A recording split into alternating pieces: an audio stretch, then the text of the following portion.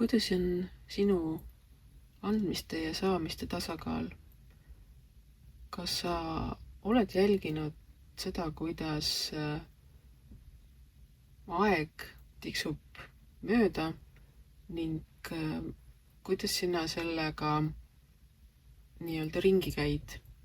Kas sa teed kõik selleks, et sinul oleks hea ning teistel oleks hea, või oled sa endiselt sellises küüned enda poole olukorras, kus sa ei suuda välja mõelda või tahta teha midagi sellist, mis kõikidele kasu tooks? Ning mõtle ka selle peale, et kõik, mida me saavutame, tuleb täpselt õigel ajal. Me ei saa kiirustada ajast mööda, me ei saa saada asju varem, kui on nii-öelda ette nähtud, sest tihti me ei suuda endale ette kujutada seda tulemust, mis meie jaoks parim on. Ning see, mida me ette kujutame, ei pruugi meil alati sobivam olla ning seetõttu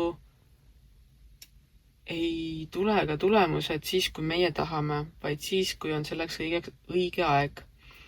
Nii et tegutse praegu selle nimel, mida sa saavutada tahad, tee seda täie pühendumisega ning usu ja usalda, et tulemus on see, mida on vaja, mitte see, mida me tahame.